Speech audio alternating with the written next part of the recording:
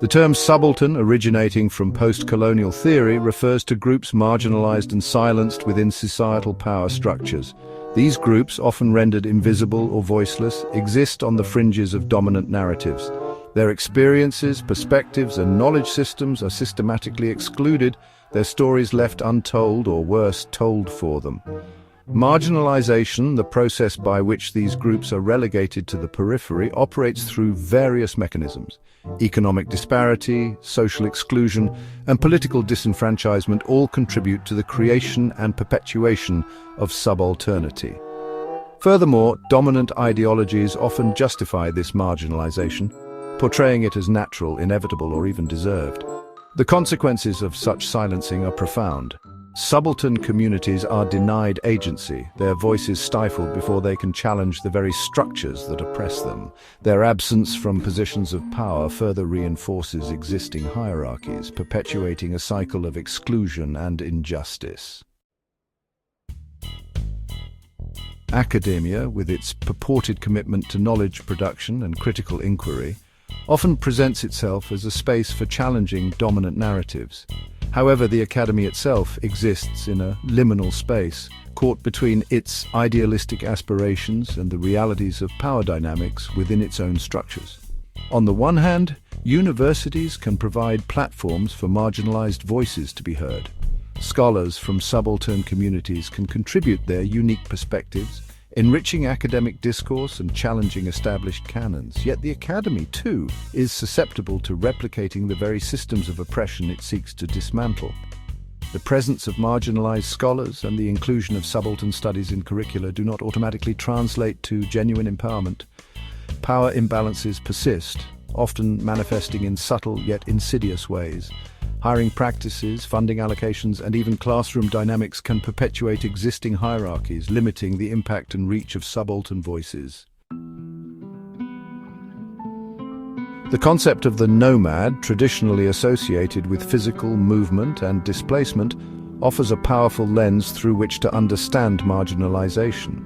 Nomadology, the study of nomadism and its implications, extends beyond literal interpretations, encompassing the experiences of those who exist on the margins of settled societies and fixed identities. Nomadic communities, often geographically and culturally distinct, frequently find themselves at odds with the norms and expectations of dominant groups.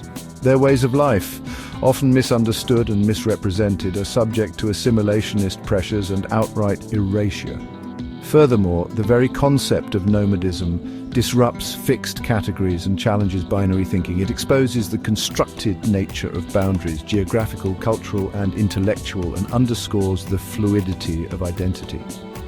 In doing so, nomadology provides a framework for understanding the experiences of various marginalized groups, from indigenous communities to LGBTQ+ individuals who challenge societal norms and resist easy categorization. Power within academic settings operates not only through overt forms of control, but also through more insidious mechanisms, such as biopower.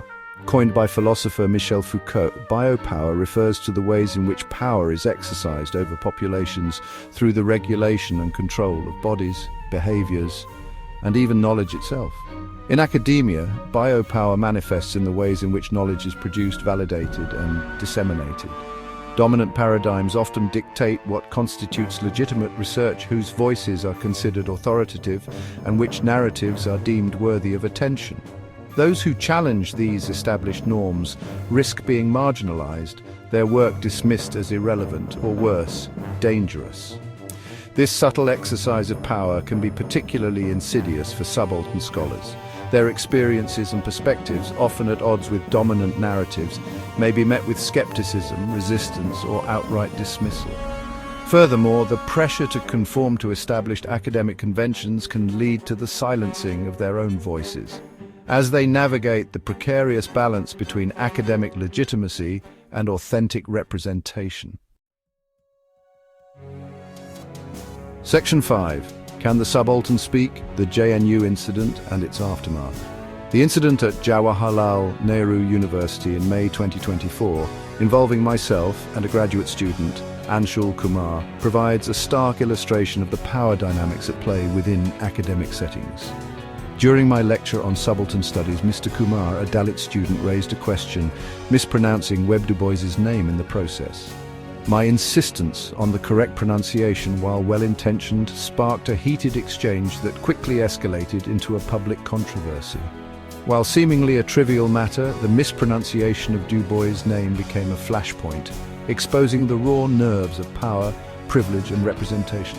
Mr. Kumar, in a subsequent online forum, accused me of perpetuating the very structures of oppression I claimed to critique, highlighting the irony of a renowned scholar of subaltern studies silencing a subaltern voice. This incident, far from an isolated event, underscores the complexities and contradictions inherent in engaging with subalternity. It serves as a stark reminder that even those committed to amplifying marginalized voices can unwittingly perpetuate the very power imbalances they seek to dismantle. Section 6. The politics of pronunciation, language as a tool of power. Language, far from a neutral tool of communication, is deeply implicated in the dynamics of power and marginalization. The politics of pronunciation, highlighted by the JNU incident, exemplifies how even seemingly insignificant linguistic nuances can carry profound symbolic weight. The act of mispronouncing a name, particularly one belonging to a marginalized individual or community, can be an act of erasure, a subtle yet potent form of disrespect. It reflects a disregard for the individual's identity and a lack of recognition of their cultural background. Conversely, taking the time and effort to learn and pronounce someone's name correctly can be a gesture of respect, a way of acknowledging their humanity and valuing their unique identity. It demonstrates a willingness to bridge cultural divides and engage with others on their own terms. Section 7. Bridging the divide, challenges in achieving inclusive dialogue. The JNU incident underscores the significant challenges in achieving truly inclusive dialogue across lines of difference. Power imbalances, implicit biases, and the ever-present potential for misunderstanding create a complex terrain that requires careful navigation. Creating spaces where marginalized voices can be heard requires more than simply providing a platform. It demands a fundamental shift in power dynamics, a willingness to cede control and embrace discomfort. Those in positions of privilege must relinquish their monopoly on knowledge and be open to learning from those whose experiences and perspectives differ from their own. Furthermore, inclusive dialogue requires a commitment to active listening, empathy, and a willingness to engage with different ways of knowing and being. It demands a recognition that knowledge is not monolithic, but rather multifaceted and contextual, shaped by individual and collective experiences. Section 8. The responsibilities of privilege, listening, learning and amplifying. Those who occupy positions of privilege within academic settings and beyond have a particular responsibility to dismantle the structures that perpetuate marginalization. This responsibility extends beyond simply acknowledging the existence of power imbalances. It demands active and sustained efforts to challenge and dismantle them.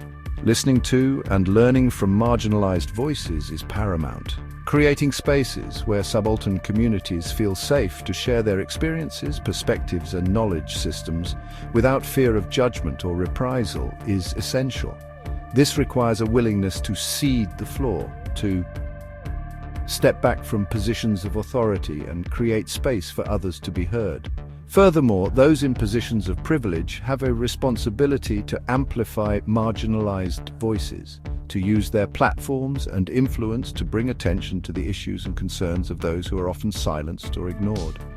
This includes challenging dominant narratives, interrogating established power structures, and advocating for policies and practices that promote equity and justice. Section 9. Towards a more equitable future, embracing anti-authoritarian ethics. The path towards a more equitable and just future necessitates a fundamental shift in our understanding of knowledge, power, and representation. It requires embracing anti-authoritarian ethics that prioritize the voices and experiences of those who have been historically marginalized and silenced. This entails challenging the traditional hierarchies of academia, decolonizing curricula, and promoting diverse voices within all levels of academic leadership.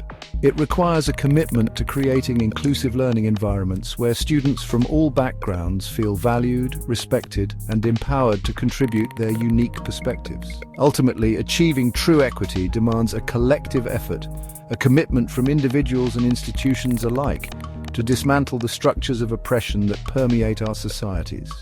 It requires a willingness to confront our own biases, to listen with open hearts and minds, and to work tirelessly towards a future where all voices are not only heard but genuinely valued.